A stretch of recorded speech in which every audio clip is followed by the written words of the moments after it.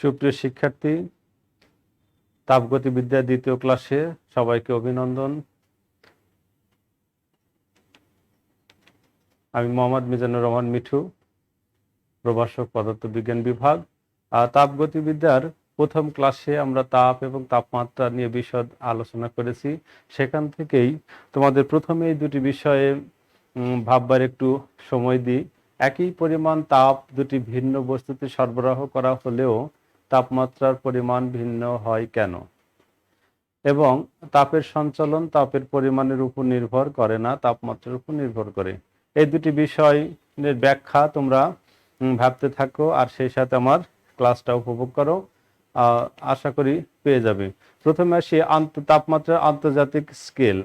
গত ক্লাসে যেখান থেকে রেখেছিলাম যে তাপমাত্রার আন্তর্জাতিক স্কেল নিয়ে আজকে আলোচনা করব। পানির ত্রৈধবিন্দু তাপমাত্রাকে 273.16 কেলভিন এবং ওই তাপমাত্রার 1/273.16 কেলভিন ধরে এবং আরো কতগুলো সহজলভ্য স্থিরবিন্দু নির্ধারণ করে আন্তর্জাতিক ওজন ও পরিমাপ সংস্থা তাপমাত্রা পরিমাপের যে ব্যবহারিক স্কেল অনুমোদন করেছেন তাকে আমরা আন্তর্জাতিক স্কেল বলবো। এবার আসি কেলভিন, সেলসিয়াস এবং ফারেনহাইট স্কেলের নিয়ে একটু আলোচনা করি। যদি আমরা একটি থার্মোমিটারের ঊর্ধ্বস্থির বিন্দুকে বি ঊর্ধ্বস্থির বিন্দু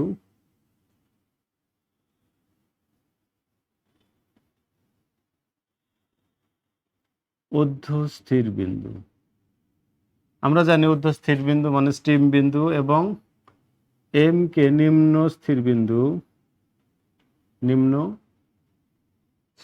বিন্দু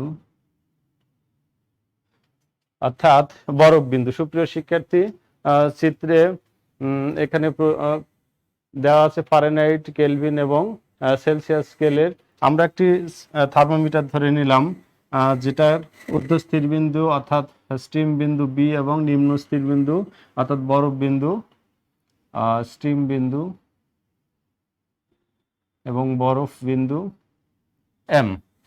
যে কোনো তাপমাত্রায় পারদ শীর্ষ যদি এস অবস্থানে, যে কোনো তাপমাত্রায় পারদ শীর্ষ এস অবস্থানে অবস্থান করে এবং এই পরিমাণ তাপমাত্রা সেলসিয়াস, ফারেনহাইট এবং কেলভিন স্কেলে এর পরিমাণ সিএফ এবং কে ধরা হয়, তাহলে তিনটি স্কেলের ক্ষেত্রেই এস এম দূরত্বগুলো কেমন হবে? আমরা সেলসিয়াস স্কেলের ক্ষেত্রে C-0, ফারেনহাইট স্কেলের ক্ষেত্রে F-32 এবং কেলভিন স্কেলের ক্ষেত্রে K-273.16 লিখতে পারি। আবার তিনটি স্কেলের ক্ষেত্রেই বিএম দূরত্বের মান আমরা কি লিখব? 100 -0 212 -32 এবং 373.16 273.16। সেলসিয়াস, ফারেনহাইট এবং কেলভিন স্কেলের এসএম এবং বিএম ভগ্নাংশের মান সবসময় একই হবে। তাহলে তিনটি স্কেলের ক্ষেত্রেই আমরা এসএম এবং বিএম এর অনুপাতকে লিখতে পারি, কি লিখতে পারবো? তাপমাত্রা মাইনাস নিম্ন স্থির বিন্দু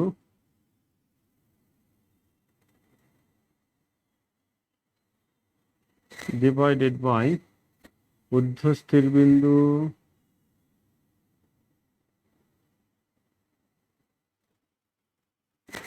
মাইনাস নিম্ন স্থির বিন্দু।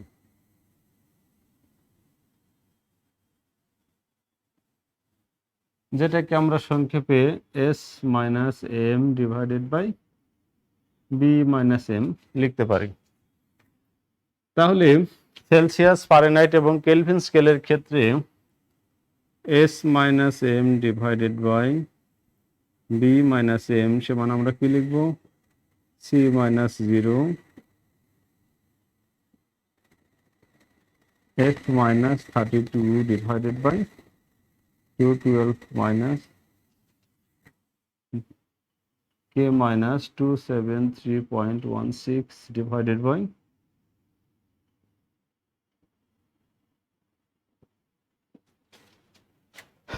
আবার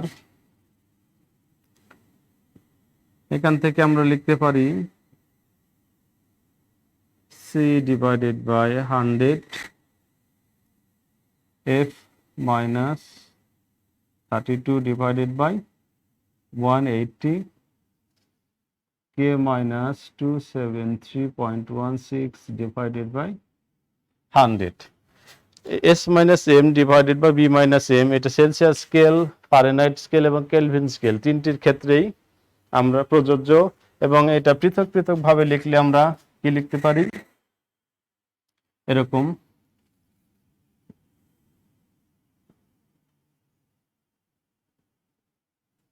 এবং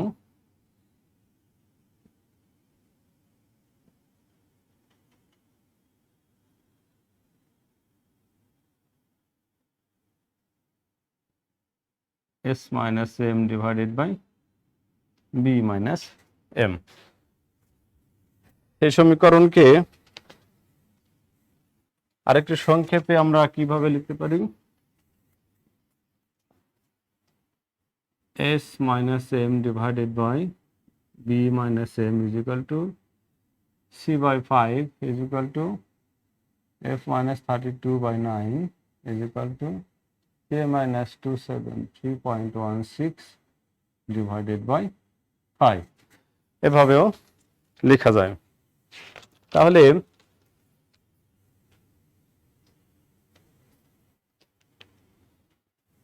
দেখো সেলসিয়াস, ফারেনহাইট এবং কেলভিন স্কেলের মধ্যে সম্পর্ক, যেখানে সেলসিয়াস স্কেলের 100 ভাগ, ফারেনহাইট স্কেলের 180 ভাগ এবং কেলভিন স্কেলের 100 ভাগের সমান, অর্থাৎ আমরা যদি লিখি যে 100 ডিগ্রি সেলসিয়াস সমান 180 ডিগ্রি ফারেনহাইট, এটা লিখতে পারবো। তাহলে আর কি লিখতে পারবো, 1 ডিগ্রি সেলসিয়াস কার সমান হবে, 180 ডিভাইডেড বাই 100 ডিগ্রি ফারেনহাইট, অথবা 9 ডিভাইডেড বাই 5 ডিগ্রি ফারেনহাইট, অর্থাৎ 1 ডিগ্রি সেলসিয়াস সমান 9/5 ডিগ্রি ফারেনহাইটের সমান। এটা আমরা কেন করব, এই ধরনের কিছু সমস্যার সমাধান আমরা এই সূত্র দ্বারা করতে পারবো। দেখো, কোন তাপমাত্রায় কোন বস্তুর তাপমাত্রা 45 ডিগ্রি বৃদ্ধি পেলে ফারেনহাইট স্কেলে উক্ত বৃদ্ধির পরিমাণ কত? তাহলে সেলসিয়াস স্কেলে বৃদ্ধি পেলে সেটা ফারেনহাইট স্কেলে কত হবে? তাহলে আমরা এটা নির্ণয় করতে এই ফর্মুলা ব্যবহার করব। কিভাবে ব্যবহার করব?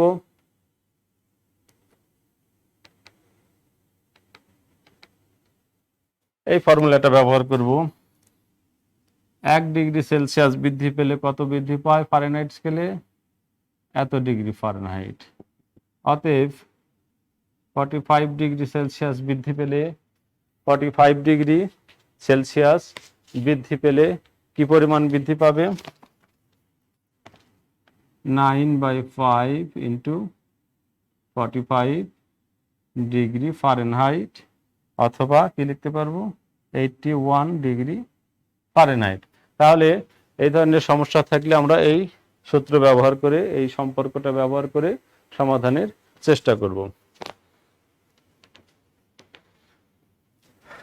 থার্মোমিটার নিয়ে যে আমাদের আলোচনা, এই থার্মোমিটারে, তরল থার্মোমিটারে পারদ ব্যবহার করা হয়। পারদ ব্যবহারের সুবিধা কি, এই বিষয়টা তোমরা ভালো করে পড়ে নিবে। তারপর আসি, ত্রুটিপূর্ণ থার্মোমিটারের সঠিক তাপমাত্রা নির্ণয়ের সমীকরণ আমরা দেখালাম সেলসিয়াস স্কেলের ক্ষেত্রে, ফারেনহাইট স্কেলের ক্ষেত্রে এবং কেলভিন স্কেলের ক্ষেত্রে। সেলসিয়াস স্কেলের ক্ষেত্রে লক্ষ্য করো এখানে এম হচ্ছে ত্রুটিপূর্ণ থার্মোমিটারের বরফ বিন্দু, যেটা আগেই বলা হয়েছে, বি স্টিম বিন্দু, এবং এস থার্মোমিটারের নির্ণীত তাপমাত্রা। এভাবে আমরা সেলসিয়াস, ফারেনহাইট এবং কেলভিন স্কেলের বিভিন্ন তাপমাত্রা নির্ণয় করতে পারবো। এবার একটা প্রবলেম তোমাদের দিলাম, তোমরা এটা করার চেষ্টা করো এবং মেসেঞ্জারে এখানে কমেন্টসে অ্যান্সারটা উল্লেখ করো। এবার একটি প্রবলেম, গত ক্লাস এবং এই ক্লাসে বেশ কিছু বিষয় তোমাদের পড়ানো হয়েছে, সেখান থেকে একটি উদ্দীপক লক্ষ্য করো। উদ্দীপকটি ভালো করে পড়ে নাও, আমরা সমাধানের চেষ্টা করব।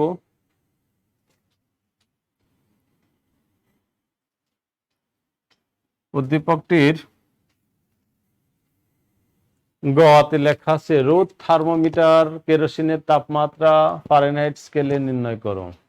তাহলে উদ্দীপক যদি তোমরা পড়ে থাকো, তাহলে গ নম্বরের সমাধানের প্রথমেই কি লিখব?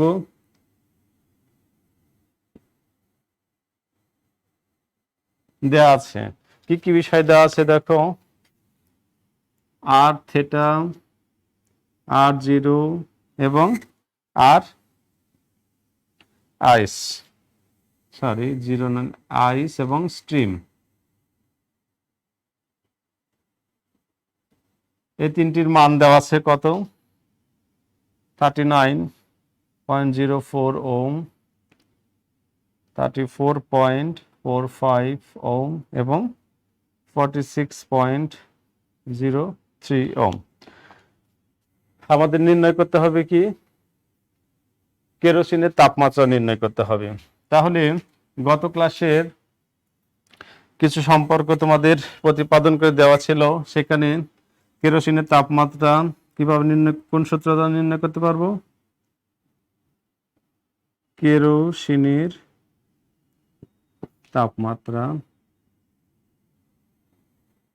নির্ণয়ের ফর্মুলা আমরা ব্যবহার করব থিটা ইজ ইকুয়াল টু, যেহেতু রোদ থার্মোমিটার, সেক্ষেত্রে R theta minus R ice divided by দুটি স্টিম বিন্দু ব্যবহার করে থার্মোমিটারের সমীকরণ, যেটা গত ক্লাসে করানো হয়েছে, স্টিম মাইনাস আর আইস ইন্টু 180 প্লাস 32, অর্থাৎ ফারেনহাইট স্কেলে।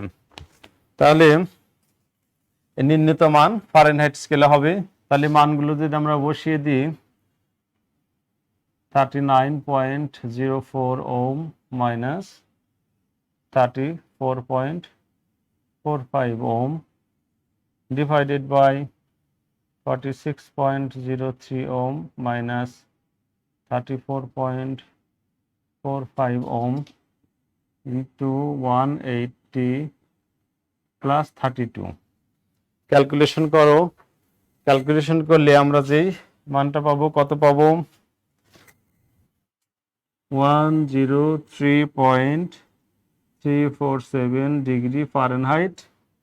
এখানে তোমাদের সময় দিয়ে আমি অপেক্ষা করতে পারবো না, আমি অ্যান্সারটা লিখে দিলাম, তোমরা মিলিয়ে নাও। তাহলে কেরোসিনের তাপমাত্রা আমরা দুটি স্টিম বিন্দু, স্থির বিন্দু ব্যবহার করে নির্ণীত থার্মোমিটারের সমীকরণে, রোদ থার্মোমিটার সমীকরণে বসিয়ে কেরোসিনের তাপমাত্রা নির্ণয় করলাম। এবার গ নম্বর প্রশ্নে আসো। ঘ, উপরের উদ্দীপকে উভয় থার্মোমিটারে কি কেরোসিনের তাপমাত্রা সমান পাওয়া যাবে? গাণিতিক যুক্তি সহ আলোচনা করো। তাহলে ঘ নম্বর প্রশ্নে কি দেওয়া আছে?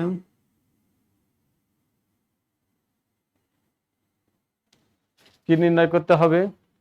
উভয় থার্মোমিটারে, এখানে কোন ধরনের থার্মোমিটার ব্যবহার করা হয়েছে? একটি রোদ থার্মোমিটার আর একটি গ্যাস থার্মোমিটার, স্থির আয়তন গ্যাস থার্মোমিটার, স্থির আয়তন গ্যাস থার্মোমিটার এবং রোদ থার্মোমিটার। এবার কি দেওয়া আছে স্থির আয়তন গ্যাস থার্মোমিটারের ক্ষেত্রে?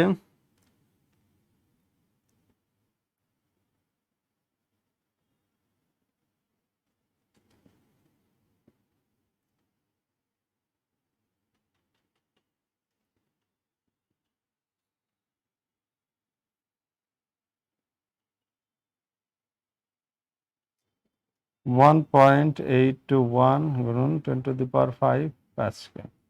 তাহলে আমরা স্থির আয়তন গ্যাস থার্মোমিটার, স্থির আয়তন দুইটি স্থির বিন্দু ব্যবহার করে থার্মোমিটার সমীকরণ ব্যবহার করব। স্থির আয়তন গ্যাস থার্মোমিটার,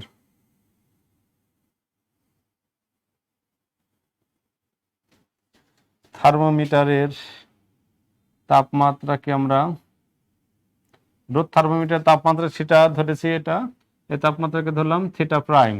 সেক্ষেত্রে সমীকরণটা কেমন লিখব? সেম, শুধুমাত্র আর এর জায়গায় পি লিখতে হবে, অর্থাৎ পি নট বা P theta minus P ice divided by P stream minus P ice. যেহেতু ফারেনহাইট স্কেলে নির্ণয় করব আমরা এটা লিখব। তাহলে মানগুলো বসিয়ে দাও। মানগুলো বসিয়ে দিলে আমার এখানে নির্ণীত মান আসে 103.926 ডিগ্রি ফারেনহাইট। অর্থাৎ কি দেখলাম? ঘ উদ্দীপকে গাণিতিক সমাধান থেকে আমরা পেলাম theta is equal two theta prime. অর্থাৎ রোদ থার্মোমিটার এবং স্থির আয়তন গ্যাস থার্মোমিটারে কেরোসিনের যে তাপমাত্রা নির্ণয় করা হবে, উভয় থার্মোমিটারেই কি একই তাপমাত্রা পাওয়া যাবে।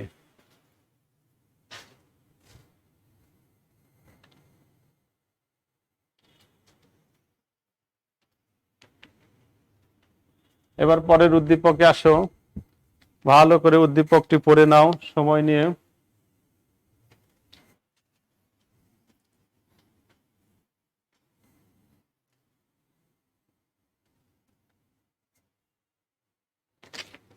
ঘ নম্বর প্রশ্ন, সকাল 10টায় দিনের তাপমাত্রা নির্ণয় করো। উদ্দীপকটি পড়া হলে এবার আসো আমরা সমাধান করি। ধরি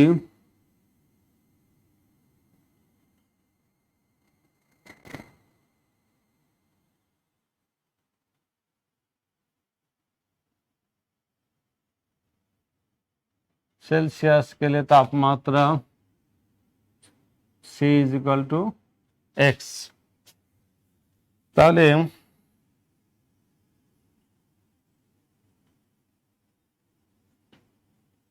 ফারেনহাইট স্কেলে তাপমাত্রা কত হবে? উদ্দীপক মতে যদি ফারেনহাইট স্কেলে তাপমাত্রা F ধরি তাহলে কত হবে? X প্লাস সেলসিয়াস স্কেলের চাইতে 50 ডিগ্রি প্লাস মাইনাস হবে। এটা আমরা উদ্দীপক থেকে পেলাম। এখন আমরা জানি সেলসিয়াস এবং ফারেনহাইট স্কেলের মধ্যকার সম্পর্ক, আমরা জানি C/5 is equal to F minus 32 divided by 9। এটা সেলসিয়াস এবং ফারেনহাইট স্কেলের মধ্যকার সম্পর্ক সূচক সমীকরণ। এখানে আমরা যদি এই তাপমাত্রার মানগুলো বসিয়ে দিই, x divided by 5 is equal to x plus minus 50 minus 32 divided by 9। এক্ষেত্রে দুইভাবে সমাধান করা যায়। একটু প্রথমে যদি আমরা প্লাস নিয়ে সমাধান করি, প্লাস নিয়ে, অর্থাৎ x প্লাস মাইনাস এখানে শুধু প্লাস নিয়ে সমাধানে আসলে কি লিখতে পারবো?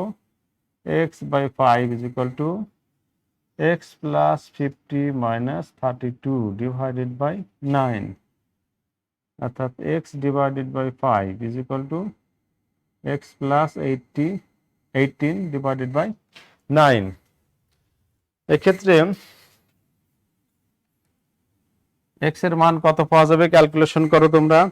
সুন্দরভাবে ক্যালকুলেশন করলে আমরা যে মান পাই 22.5 ডিগ্রি। ডিগ্রি কি লিখবো? এখানে x যেহেতু সেলসিয়াস স্কেলে, তাহলে সেলসিয়াস, অর্থাৎ সেলসিয়াস স্কেলে তাপমাত্রা মান কত? 22.5 ডিগ্রি সেলসিয়াস। তাহলে যখন প্লাস নেব সেক্ষেত্রে ফারেনহাইট স্কেলের মান কত হবে? এখানে শুধু প্লাস বিবেচনা করলে 22.5 প্লাস 50 ডিগ্রি সেলসিয়াস, অর্থাৎ 22.5 ডিগ্রি সেলসিয়াস। তাহলে শুধু প্লাস বিবেচনা করলে আমরা সেলসিয়াস স্কেলে মান পাবো 22.5 ডিগ্রি সেলসিয়াস এবং ফারেনহাইট স্কেলে 72.5 ডিগ্রি সেলসিয়াস। এবার আসি মাইনাস নিয়ে। এখানে যদি আমরা মাইনাস বিবেচনা করি তাহলে অনেক হয়তো ক্যালকুলেশন করে ফেলেছো। কি আসবে? x divided by 5 is equal to x minus 50 minus 32 divided by 9, অর্থাৎ x by 5 is equal to x minus 82 divided by 9। এক্ষেত্রে কত আসবে? আমার আসছে x is equal to minus 102.5 degree Celsius. অর্থাৎ সেলসিয়াস স্কেলে এই তাপমাত্রা কত হবে? -1 ডিগ্রি সেলসিয়াস। এবং ফারেনহাইট স্কেলে এর মান কত হবে? ফারেনহাইট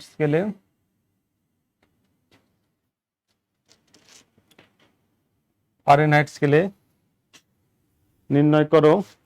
কিন্তু দেখো, যেহেতু দিনের তাপমাত্রা কখনো ঋণাত্মক হতে পারে না, সেহেতু আমরা এই তাপমাত্রাটা গ্রহণ করব না। তাহলে সেদিনের তাপমাত্রা কত ছিল? আমরা ধরবো প্লাসেরটা, প্লাস নিয়ে নির্ণীত মানটা। অর্থাৎ সেদিনের তাপমাত্রা যদি আমরা সেলসিয়াস স্কেলে ধরি তাহলে কত পাবো? 22.5 ডিগ্রি সেলসিয়াস। এবং ফারেনহাইট স্কেলে সেটা কত ছিল? কত নির্ণয় করলাম? 72.5 ডিগ্রি সেলসিয়াস। তাহলে গ নম্বরের অ্যান্সার হবে সেদিনের তাপমাত্রা ছিল সেলসিয়াস স্কেলে 22.5 ডিগ্রি এবং ফারেনহাইট স্কেলে 72.5 ডিগ্রি সেলসিয়াস। এবার ঘ নম্বর প্রশ্নটা ভালো করে পড়ো। ঘ নম্বর প্রশ্নে বলা হয়েছে উপরের উদ্দীপকে শিশিরের বক্তব্য সঠিক কিনা। শিশির কি বক্তব্য দিয়েছে, কি মতামত দিয়েছে সেটা উদ্দীপকে আছে, তা যাচাই করতে হবে গাণিতিকভাবে। সেটা যদি আমরা যাচাই করতে চাই তাহলে প্রথমে আসি মাইনাস মান নিয়ে। যে মানটা আমরা পেলাম তাপমাত্রা, সেটা মাইনাস মান, অর্থাৎ সেটা নিম্ন তাপমাত্রা।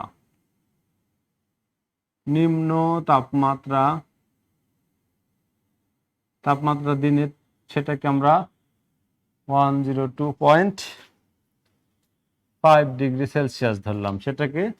এবং ঊর্ধ্ব তাপমাত্রা কত? ঊর্ধ্ব তাপমাত্রা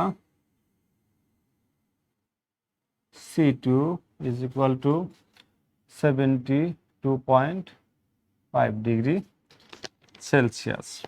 সরি, সেলসিয়াসে লিখলে আমরা লিখব 22.5 ডিগ্রি সেলসিয়াস। এখন নিম্ন তাপমাত্রার সাথে আমরা যোগ করব 62.5 ডিগ্রি সেলসিয়াস এবং ঊর্ধ্ব তাপমাত্রার সাথে আমরা বিয়োগ করব কত? 62.5 ডিগ্রি সেলসিয়াস। সেক্ষেত্রে C1 প্রাইম তাপমাত্রা কত পাবো আমরা যোগ করলে? -40 ডিগ্রি সেলসিয়াস এবং C2 প্রাইম পাবো -40 ডিগ্রি সেলসিয়াস। অর্থাৎ C is equal to C1 prime is equal to C2 prime -40 degree Celsius. এখন ফারেনহাইট স্কেলে এই তাপমাত্রার মান কত হবে? ফারেনহাইট স্কেলে এই তাপমাত্রার মান নির্ণয় করব। যদি ফারেনহাইট স্কেলে এই তাপমাত্রার মান F প্রাইম, তাহলে সেলসিয়াস এবং ফারেনহাইট স্কেলের মধ্যকার সম্পর্ক সমীকরণ কি? C/5 is equal to F না লিখে লিখবো F প্রাইম -32 ডিভাইডেড বাই 9। এখানে সির মান কত? -40, F প্রাইম -32 ডিভাইডেড বাই 9। তাহলে ক্যালকুলেশন করলে আমরা এ প্রাইম ইজ ইকুয়াল টু কত পাবো, -40 ডিগ্রি ফারেনহাইট। অর্থাৎ সেলসিয়াস স্কেলে নির্ণীত মান সি প্রাইম কত ছিল, -40 ডিগ্রি সেলসিয়াস। ফারেনহাইট স্কেলে সেই মানটাই আমরা একই পেলাম। তাহলে শিশি যে বক্তব্য দিয়েছিল যে সেলসিয়াস স্কেল এবং ফারেনহাইট স্কেলের মান একই হবে, সেটি সত্য হলো। তাহলে আমরা লিখব অর্থাৎ বা সুতরাং শিশিরের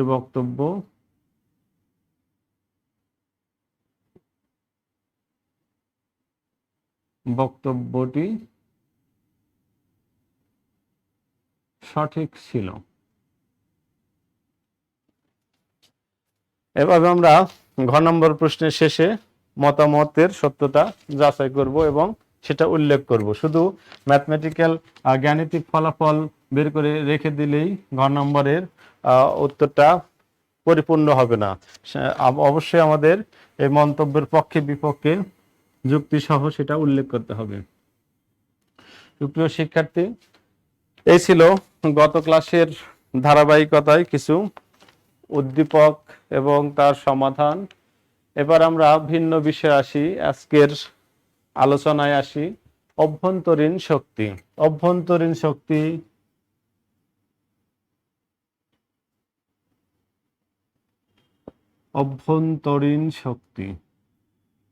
অভ্যন্তর অর্থাৎ ভেতরের শক্তি।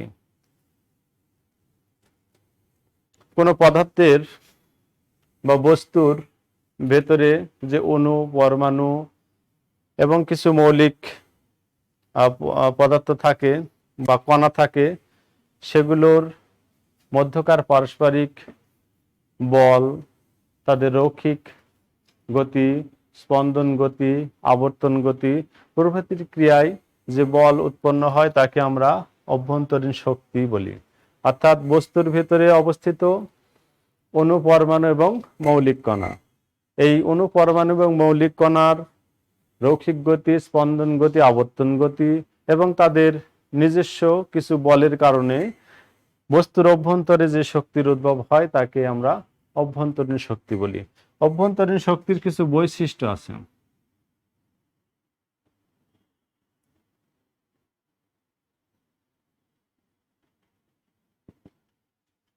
কোনো বস্তুর বৈশিষ্ট্য মূলত সেই বস্তুটা আসলে কি সে সম্বন্ধে স্পষ্ট ধারণা লাভের জন্য তার বৈশিষ্ট্য জানা দরকার।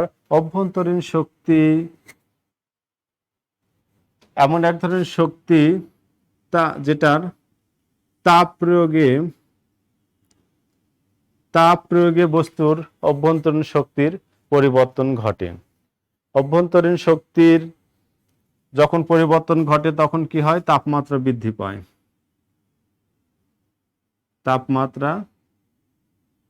বৃদ্ধি পায়। এই অভ্যন্তরীণ শক্তির পরিবর্তন দ্বারা কাজ সম্পাদন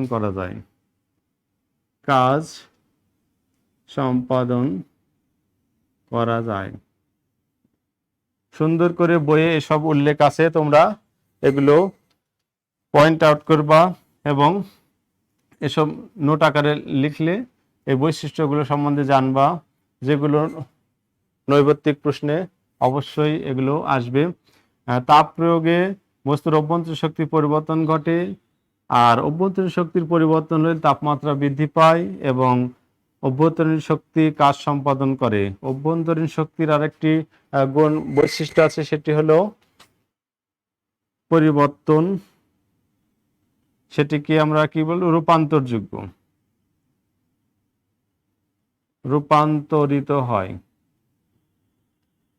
রূপান্তরিত হয়। তাহলে বস্তুর অভ্যন্তরীণ শক্তি কি পরিমাপ করা যায়? আসলে বস্তুর অভ্যন্তরীণ শক্তির যে পরম মান, অভ্যন্তরীণ শক্তির পরম মান জানা যায় না, কিন্তু কি যায়, অভ্যন্তরীণ শক্তির পরিবর্তনটা পরিমাপ করা যায়।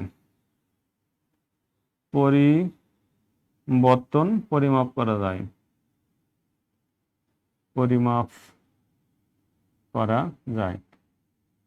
এভাবে বিভিন্ন অভ্যন্তরীণ শক্তি সম্বন্ধে বিভিন্ন প্রশ্নের আমরা উত্তর দিতে পারবো। এবার আসি নির্ভরশীলতা। নির্ভরশীলতা, অভ্যন্তরীণ শক্তি কোন কোন বিষয়ের উপর নির্ভর করে? অভ্যন্তরীণ শক্তি বস্তুর তাপ, যেটাকে আমরা টি বলি, চাপ পি, এবং আয়তন ভি। তাপ, চাপ এবং আয়তনের উপর নির্ভর করে অভ্যন্তরীণ শক্তি। এছাড়াও কিছু ভৌত ধর্ম, যেটাকে ভৌত ধর্ম বলা হয়, বস্তুর ভৌত ধর্ম, যেমন আপেক্ষিক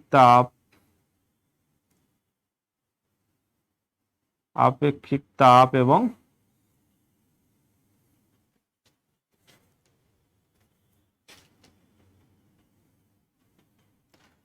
ভৌত ধর্ম আপেক্ষিক তাপের উপর নির্ভর করে।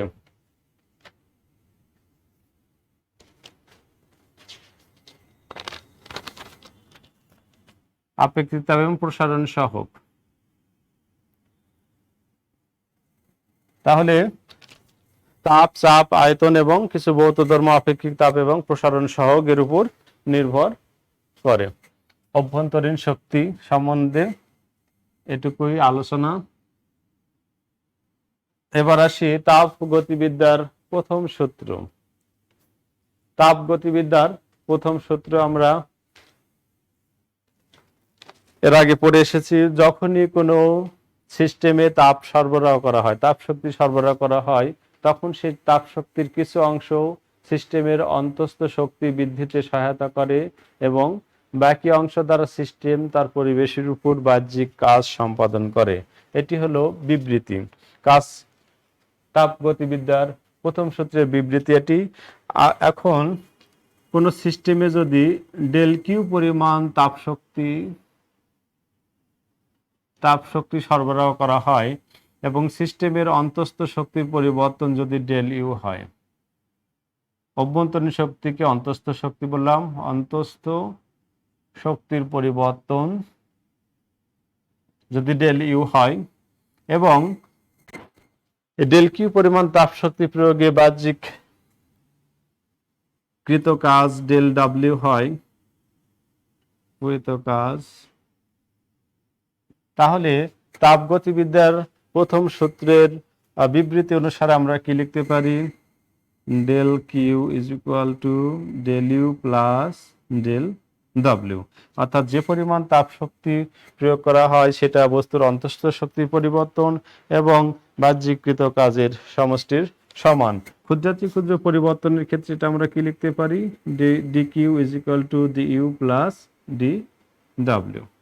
এটা তাপগতিবিদ্যার প্রথম সূত্রের রূপ। এবার আমরা তাপ গতিবিদ্যার কয়েকটি প্রক্রিয়া, কাজের প্রক্রিয়া। তাপগতিবিদ্যায় মোট 4 প্রকারের তাপগতীয় পরিবর্তন রয়েছে। এই তাপগতীয় পরিবর্তন নিয়ে আলোচনা করব। এখানে দেখো 4 ধরনের তাপগতীয় পরিবর্তন কি: সমচাপ প্রক্রিয়া, সম আয়তন প্রক্রিয়া এবং সমষ্ণ প্রক্রিয়া। সমচাপ প্রক্রিয়া, সমচাপ সমান চাপ, অর্থাৎ যে তাপগতীয় প্রক্রিয়ায় চাপ স্থির থাকে, সমান থাকে, তাকে কি বলবো আমরা? তাপগতীয় সমচাপ প্রক্রিয়া। যে তাপগতীয় প্রক্রিয়ায় চাপ স্থির থাকে তাকে সমচাপ প্রক্রিয়া বলে। সমচাপ প্রক্রিয়ায় কৃত কাজের মান আমরা নির্ণয় করতে পারি DW is equal two PD V. অর্থাৎ সমচাপ প্রক্রিয়ায় এক্স অক্ষে আয়তন ভি এবং ওয়াই অক্ষে যদি আমরা চাপ পি বসাই, তাহলে আয়তন এবং চাপের লেখটা হবে এরকম। এবং সম আয়তন প্রক্রিয়া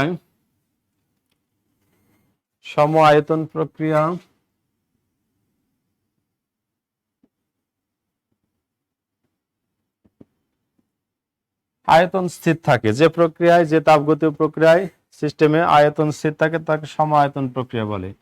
সম আয়তন প্রক্রিয়ায় ডিভি ইজ ইকুয়াল টু 0 থাকবে। তাহলে সমচাপ প্রক্রিয়া আমরা যে কৃত কাজ নির্ণয় করলাম W is equal to PdV, অর্থাৎ ডিডব্লিউ ইজ ইকুয়াল টু আমরা 0 লিখবো। তাহলে তাপগতিবিদ্যার প্রথম সূত্র dQ is equal to DU plus ডিডাব্লিউ বা dQ is equal to DU plus 0, অর্থাৎ DQ is equal to dU. সাম্যায়তন প্রক্রিয়ায় বস্তুর তাপ শক্তি এবং অভ্যন্তরীণ শক্তির পরিবর্তন পরস্পর সমান।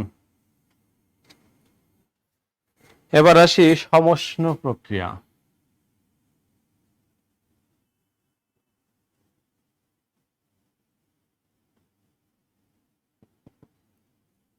যে তাপগতীয় প্রক্রিয়ায়, এটা যদি আমরা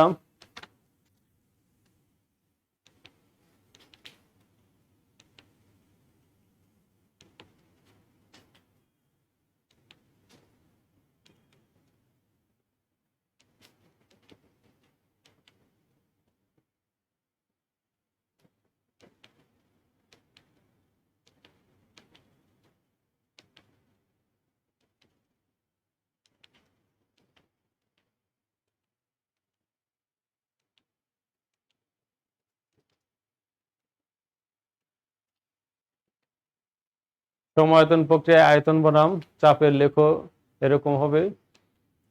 সমষ্ণ প্রক্রিয়ায় যে তাপগতীয় প্রক্রিয়ায় সিস্টেমের তাপমাত্রা স্থির থাকে, যে তাপগতীয় প্রক্রিয়ায় সিস্টেমে তাপমাত্রা স্থির থাকবে এবং সিস্টেমে তাপ বাহির থেকে ভেতরে এবং ভেতর থেকে বাহিরে আসতে পারবে, এই ধরনের প্রক্রিয়াকেই সমষ্ণ প্রক্রিয়া বলে। অর্থাৎ চাপ পরিবর্তন করার ফলে যখন কোনো গ্যাসের আয়তনের পরিবর্তন হয় কিন্তু তাপমাত্রার কোনো পরিবর্তন হয় না, সেই পরিবর্তনকেই মূলত সমষ্ণ পরিবর্তন বলে। সমষ্ণ পরিবর্তনের রাশিমালা পিভি ইজ ইকুয়াল টু ধ্রুবক। এই ধরনের সমষ্ণ প্রক্রিয়ার কিছু বৈশিষ্ট্য এবং শর্ত আছে। সমষ্ণ প্রক্রিয়ায় হতে হলে পাত্র অবশ্যই সুপরিবাহী হতে হবে, অর্থাৎ তাপ বাহির থেকে ভেতরে এবং ভেতর থেকে বাহিরে যাওয়ার মতো অবস্থা থাকতে হবে এবং চতুষ্পার্শ্বস্থ মাধ্যমে তাপগ্রহিতা উচ্চ হতে হবে। তাপমাত্রা স্থির থাকবে। এটি সমষ্ণ প্রক্রিয়া অত্যন্ত ধীর প্রক্রিয়া, প্রয়োজন মতো তাপ গ্রহণ বা বর্জন করতে পারবে এবং এটি বয়েলের সূত্র মানবে, অর্থাৎ PV is equal to constant. এবং সমষ্ণ লেখ অপেক্ষাকৃত কম খাড়া, এই বিষয়ে আমরা পরবর্তীতে আলোচনা করব। এবার আসি সমষ্ণ প্রক্রিয়ায় কৃত কাজ নিয়ে।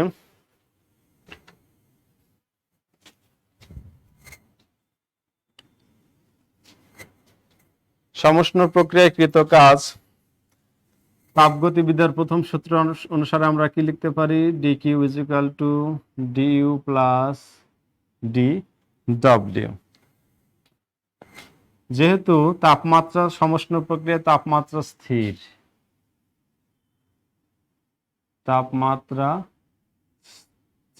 থাকবে, অর্থাৎ ডিইউ ইজ ইকুয়াল টু 0 হবে। সেক্ষেত্রে আমরা কি লিখতে পারি?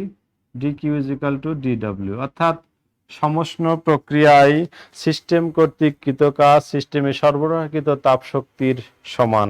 সমষ্ণ প্রক্রিয়ায় সিস্টেম কর্তৃক কৃত কাজ সিস্টেমে সরবরাহকৃত তাপ শক্তির সমান।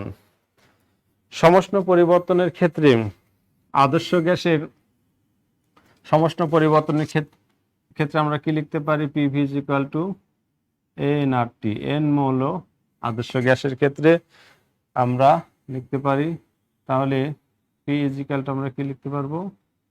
N R T by V.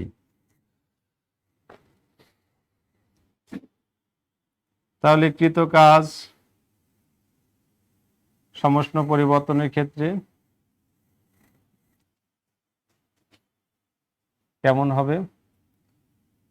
N R T divided by V DV.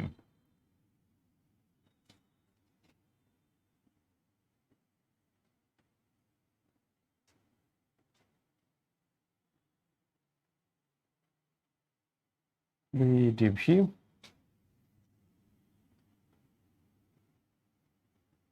N R T ln V V one V two is equal to NRT ln V two divided by V one, এরকম আমরা পাবো। অর্থাৎ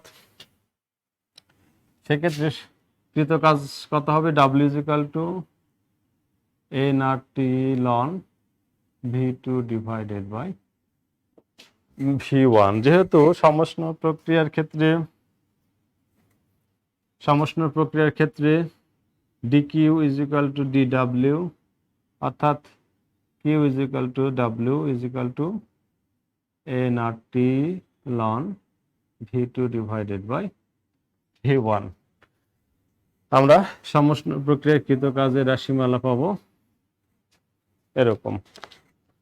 যেহেতু চাপ স্থির সেহেতু আমরা এখানে স্থির সমচাপ প্রক্রিয়াকৃত কাজের রাশিমালা ব্যবহার করেছি।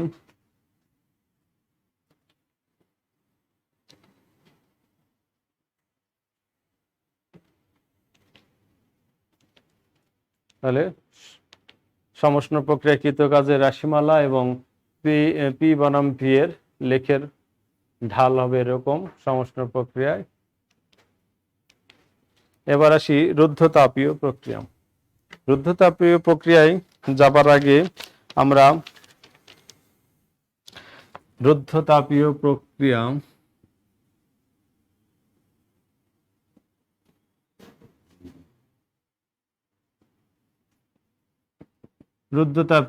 সমষ্ণ প্রক্রিয়ার বিপরীত। সমষ্ণ প্রক্রিয়া তাপমাত্রা স্থির থাকে, কিন্তু রুদ্ধতাপীয় প্রক্রিয়ায় তাপমাত্রা স্থির থাকবে না। যে তাপগতীয় প্রক্রিয়ায় সিস্টেম থেকে তাপ বাহিরে আসতে পারবে এবং বাহির থেকে তাপ সিস্টেমে যেতে পারবে তাকেই রুদ্ধতাপীয় প্রক্রিয়া বলে, যেটা সমষ্ণ প্রক্রিয়ায় ঘটেনি। অর্থাৎ যে প্রক্রিয়ায় গ্যাসের চাপ ও আয়তনের পরিবর্তন হয় কিন্তু প্রক্রিয়াধীন গ্যাস তাপ গ্রহণ বা বর্জন করতে পারে না, সেই প্রক্রিয়াকে মূলত রুদ্ধতাপীয় প্রক্রিয়া বলে। রুদ্ধতাপীয় প্রক্রিয়ার ক্ষেত্রে PV lambda is equal to ধ্রুবক, এটা লিখতে পারি। তাহলে তোমাদের সমষ্ণ প্রক্রিয়া এবং রুদ্ধতাপীয় প্রক্রিয়ার বিশদ আলোচনার পর আমরা এটা লিখতে পারি তাপগতিবিদ্যার প্রথম সূত্র dQ is equal to DU plus D W.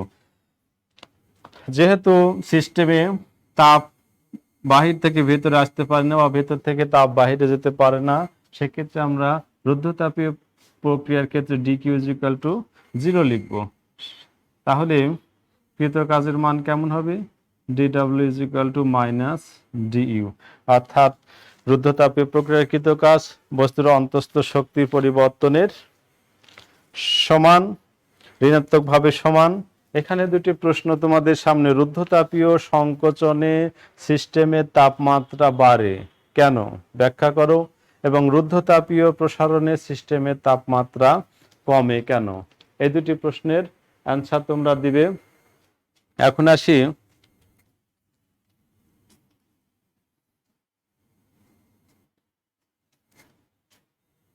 Molar আপেক্ষিক তাপ।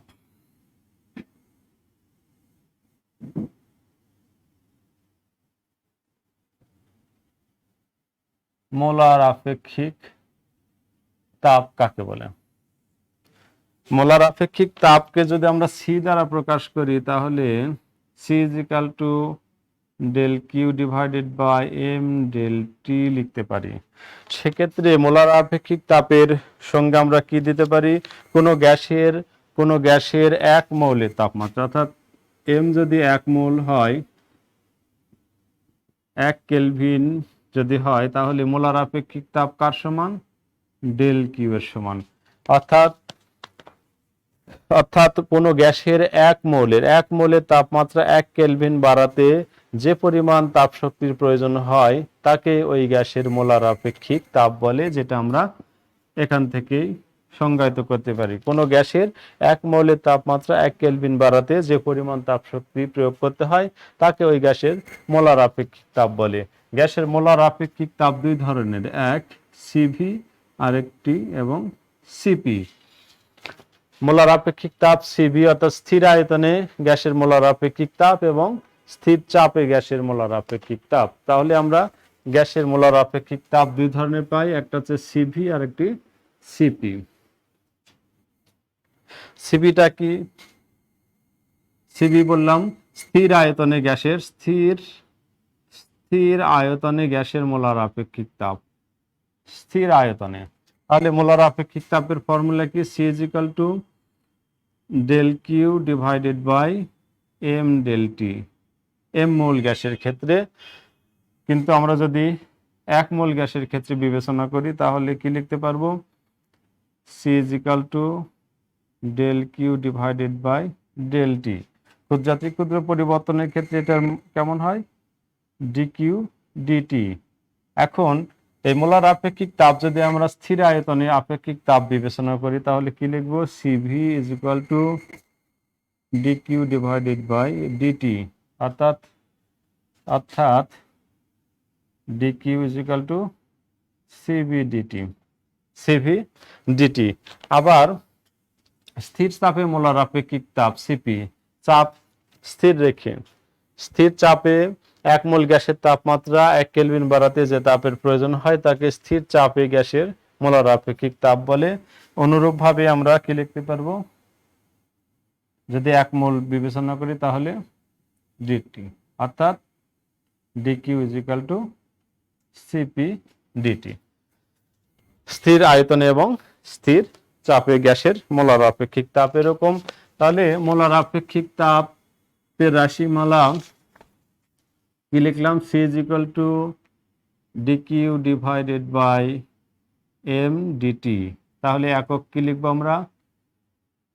Joule mole inverse 1 divided by kelvin inverse 1। এটি গ্যাসের মোলার আপেক্ষিক তাপের একক, সেটা সিভি এবং সিপির ক্ষেত্রে একই হবে, যেহেতু সিবি এবং সিপির ক্ষেত্রে একই হবে।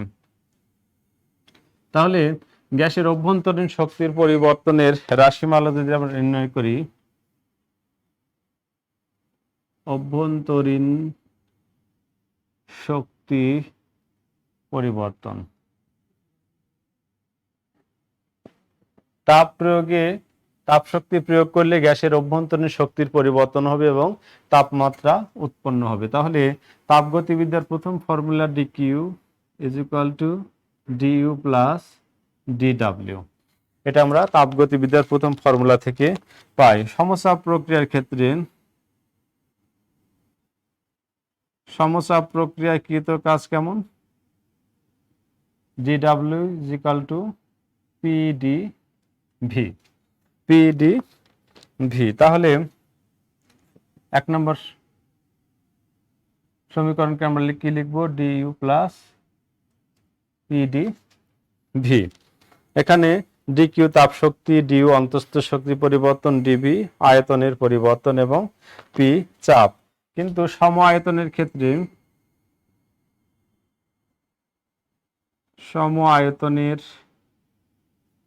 ক্ষেত্রে কি হয়? আয়তনের পরিবর্তন 0 হয়। সেক্ষেত্রে আমরা লিখতে পারি DQ is equal to DU, DQ is equal to DU. আবার স্থির আয়তনে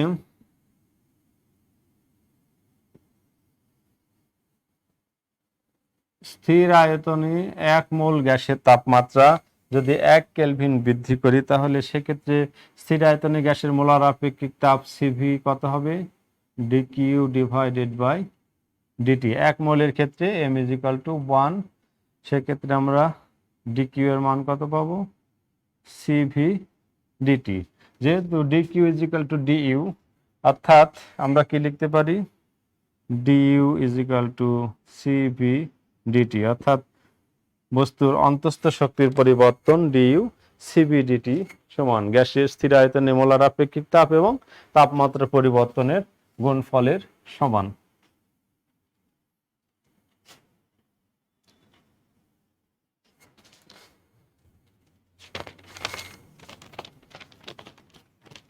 এবার তোমাদের কাছে প্রশ্ন, স্থির চাপে গ্যাসের মোলার আপেক্ষিক তাপ এবং স্থির আয়তনে গ্যাসের মোলার আপেক্ষিক তাপ দুটির মধ্যে কোনটি বড় এবং কেন? কোনটি বড় এবং কেন? কোনটি বড় এবং কেন? এই প্রশ্নের উত্তর তোমরা খুঁজবে। এবং এখন আমরা সিপি এবং সিবির মধ্যকার সম্পর্ক সূচক সমীকরণ নির্ণয় প্রতিপাদন করব। সিপি মাইনাস সিবি ইজ ইকুয়াল টু আর, এখানে আর মোলার গ্যাস ধ্রুবক। ঘর্ষণহীন পিস্টন লাগানো একটা সিলিন্ডারে 1 মোল আদর্শ গ্যাস আছে। গ্যাসের চাপ পি, আয়তন ভি, তাপমাত্রা টি, অভ্যন্তরীণ শক্তি ইউ, এবং হলে চাপ স্থির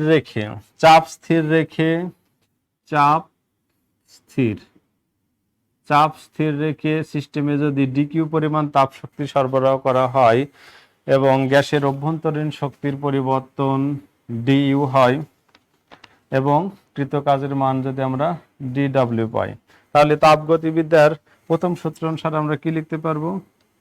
DQ is equal to DU plus DW. যেহেতু চাপ স্থির, সমচাপ প্রক্রিয়ায় কৃত কাজের মান কত আমরা জানি? ডিডব্লিউ ইজ ইকুয়াল টু পিডিভি, অর্থাৎ DQ is equal to DU plus PdV. গ্যাসের অভ্যন্তরীণ শক্তির পরিবর্তন ডিইউ সমান আমরা কি জানি? Cv dT. তাহলে সেই মানটা যদি আমরা বসাই, dQ is equal to CV dT plus PdV, তাহলে মোলার গ্যাস ধ্রুবক যদি আর হয়, মোলার গ্যাস ধ্রুবক আর, 1 মোল গ্যাসের আদর্শ গ্যাসের সমীকরণকে আমরা কিভাবে লিখবো? PV is equal to R T. 1 mole আদর্শ গ্যাসের সমীকরণ PV is equal to R টি।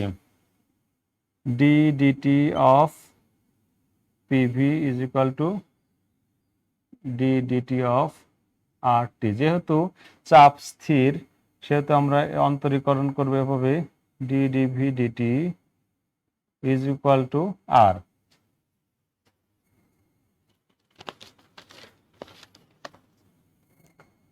অর্থাৎ PdV is equal to R dT. তাহলে আমরা পিডিভির মান কত পেলাম? আর ডিটি, অর্থাৎ DQ is equal to CV dT plus R DT.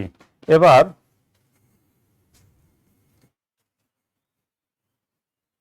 এক মোল গ্যাসের স্থির চাপে গ্যাসের 1 মোল গ্যাসের মোলার আপেক্ষিক তাপ সিপি ইজ ইকুয়াল টু আমরা কি লিখতে পারি? ডিকিউ ডিভাইডেড বাই ডিটি, অর্থাৎ যেটা ইতিপূর্বে আলোচনা করা হয়েছে সিপি ডিটি।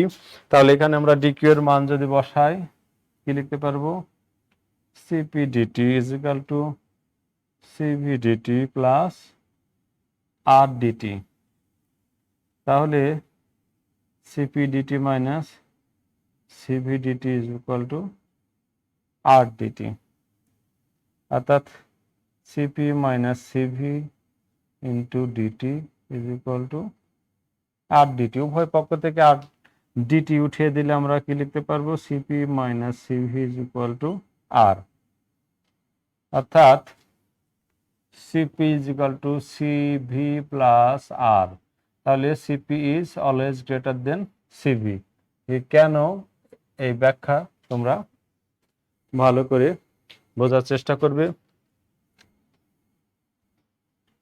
তাহলে Cp is greater than Cv, কেন সেটা তোমাদের কাছে প্রশ্ন। এবার আমরা স্থির চাপে গ্যাসের আপেক্ষিক তাপ সিপি এবং স্থির আয়তনে আপেক্ষিক তাপ সিবি নির্ণয় করলাম। এখন সিপি ডিভাইডেড বাই সিভি করলে একটা ধ্রুবক পাওয়া যায়, যেটাকে আমরা মোলার ধ্রুবক বলি। অর্থাৎ স্থির চাপে গ্যাসের মোলার আপেক্ষিক তাপ এবং স্থির আয়তনে গ্যাসের মোলার আপেক্ষিক তাপের অনুপাতকেই মোলার ধ্রুবক বলা হয়। গ্যাসের গতিতত্ত্ব থেকে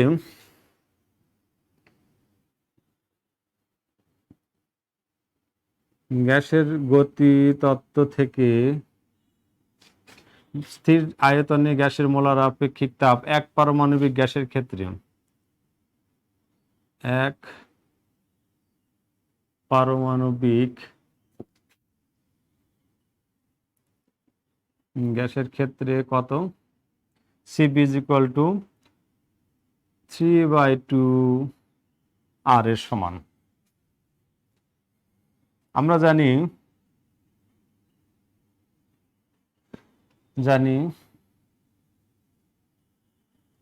Cp - Cv = R, তাহলে Cp = R + Cv, অর্থাৎ R + 3/2R 5/2R। এখন যদি আমরা এক পারমাণবিক গ্যাসের ক্ষেত্রে মোলার আপেক্ষিক ধ্রুবক নির্ণয় করতে যাই, তাহলে কি লিখব? Cp / Cv, অর্থাৎ 5/2R / 3/2R 1.67। তাহলে এক পারমাণবিক গ্যাসের ক্ষেত্রে মোলার ধ্রুবক 1.67। অনুরূপভাবে তোমরা দ্বিপারমাণবিক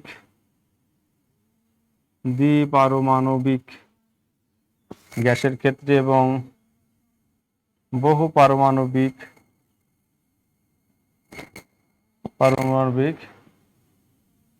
এক পারমাণবিক গ্যাসের ক্ষেত্রে এবং বহু পারমাণবিক গ্যাসের ক্ষেত্রে নির্ণয় করবা। দ্বিপারমাণবিক গ্যাসের ক্ষেত্রে 1.40 এবং 1.33 এটা নির্ণয় করো।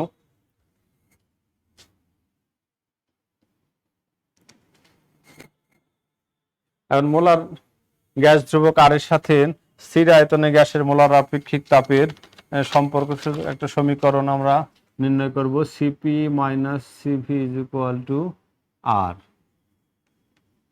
Cp / Cv - Cv / Cv = R/Cv, অর্থাৎ উভয় পক্ষকে Cv দ্বারা ভাগ করলাম। তাহলে Cp / Cv - 1 R/Cv, তাহলে R/Cv =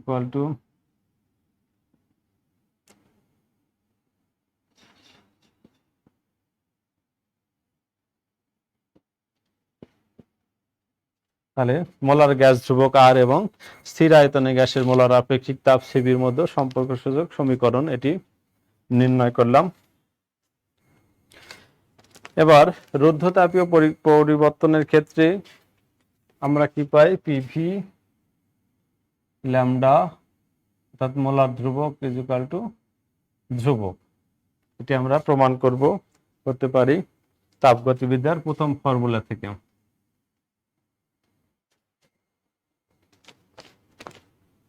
তাপগতিবিদ্যার প্রথম ফর্মুলা dq = du + dw, অর্থাৎ একটা ঘর্ষণহীন পিস্টনযুক্ত সিলিন্ডারে আদর্শ গ্যাস যেটা চাপ P, আয়তন B, তাপমাত্রা T থাকবে, সেখানে dq পরিমাণ তাপ শক্তি প্রয়োগে গ্যাসের অন্তঃস্থ শক্তির পরিবর্তন du, কৃতকাজের পরিমাণ dw, এগুলো প্রতিটি ক্ষেত্রেই লিখতে হবে। তারপর আমরা আসি তাপগতিবিদ্যার প্রথম সূত্র, এটা এখান থেকেই আর কি লিখতে পারি?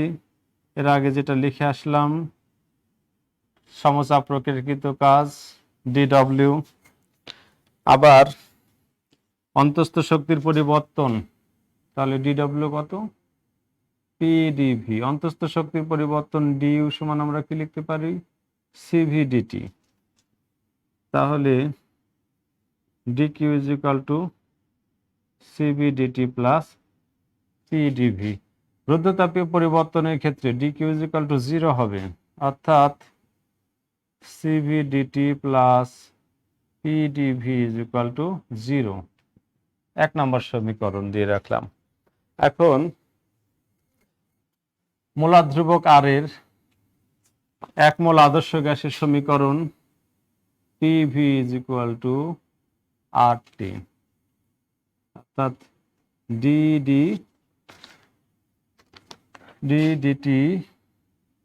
টির সাপেক্ষে অন্তরীকরণ করলেই আমরা কি পাবো? RT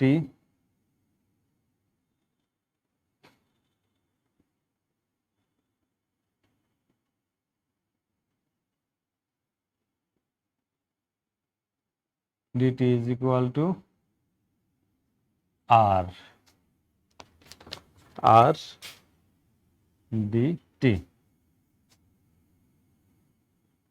অর্থাৎ R, অর্থাৎ PdV plus VdP is equal to R dt।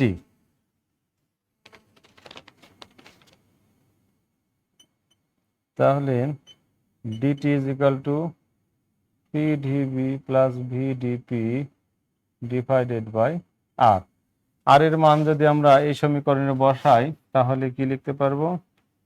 CV into PdV plus VdP divided by R plus PdV is equal to 0, অর্থাৎ CV PdV plus CV VdP plus RP dV is equal to 0।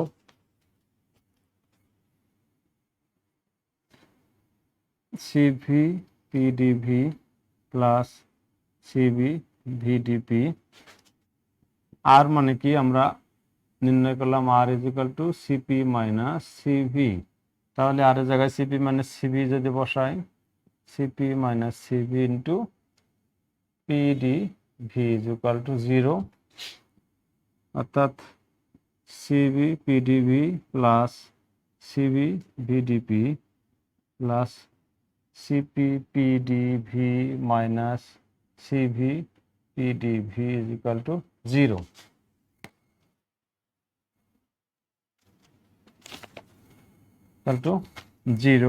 তাহলে এটা যদি কেটে যায় তাহলে আমরা কি লিখব?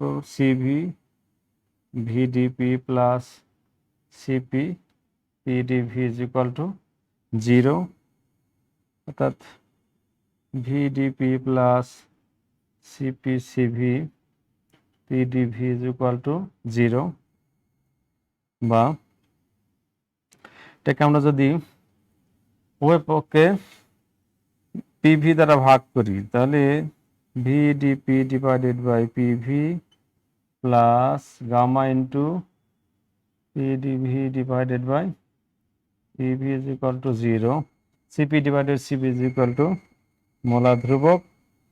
তাহলে এখানে আসে P plus gamma into dV by V is equal to 0। তাহলে তো সমীকরণকে যুগজীকরণের মাধ্যমে আমরা কি লিখতে পারি? ln P plus gamma ln V is equal to ধ্রুবক, অর্থাৎ ln P plus ln V to the power gamma is equal to ধ্রুবক, বা ln PV gamma is equal to ধ্রুবক, বা PV gamma is equal to ধ্রুবক। প্রিয় শিক্ষার্থী, রুদ্ধতাপীয় প্রক্রিয়ার বৈশিষ্ট্যের মধ্যে আমরা দেখি যে পাত্র কুপরিবাহী হতে হবে, চতুষ্পার্শ্বস্থ মাধ্যম তাপগ্রহিতা নিম্ন হতে হবে এবং তাপ স্থির থাকবে। তাপমাত্রা অত্যন্ত দ্রুত প্রক্রিয়া রুদ্ধতাপীয় প্রক্রিয়া, তাপমাত্রার পরিবর্তন হবে এবং রুদ্ধতাপীয় পরিবর্তনের ক্ষেত্রে PV lambda is equal to ধ্রুবক এবং বেশ কিছু পরিবর্তন যেমন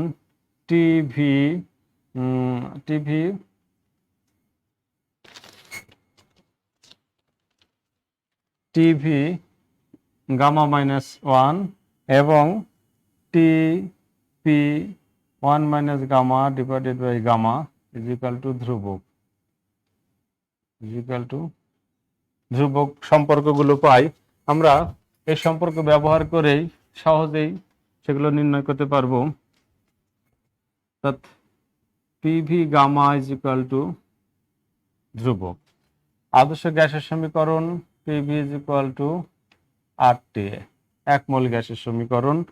এক্ষেত্রে P is equal to RT by V. এখানে পির মান যদি আমরা বসাই RT by V into V to the power gamma is equal to ধ্রুবক, তাহলে T into V gamma is equal to ধ্রুবক, যেহেতু আর সার্বজনীন ধ্রুবক সেহেতু এটা লিখতে পারি 1 মাইনাস সরি, তাহলে আমরা লিখতে পারি gamma minus 1 is equal to ধ্রুবক। আবার P V is equal to RT, এখানে V is equal to RT by P. এখানে উক্ত সমীকরণে আমরা যদি পির মান বসাই তাহলে কি পাবো, P into RT by P.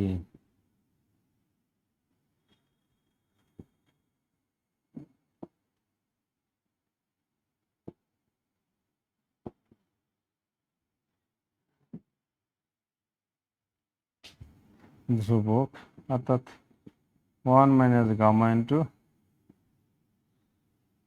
ধ্রুবক, গামা দ্বারা ভাগ করলে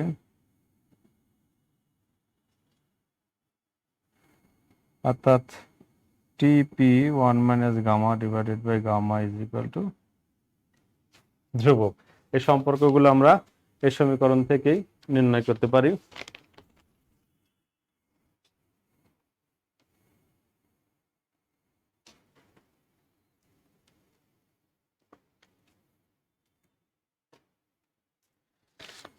সুপ্রিয় শিক্ষার্থী, আজকে এই পর্যন্তই। পরবর্তী ক্লাসে আবার এখান থেকেই তোমাদের সাথে আলোচনা করবো বাকি বিষয়গুলো। ভালো থেকো সবাই, আল্লাহ হাফেজ।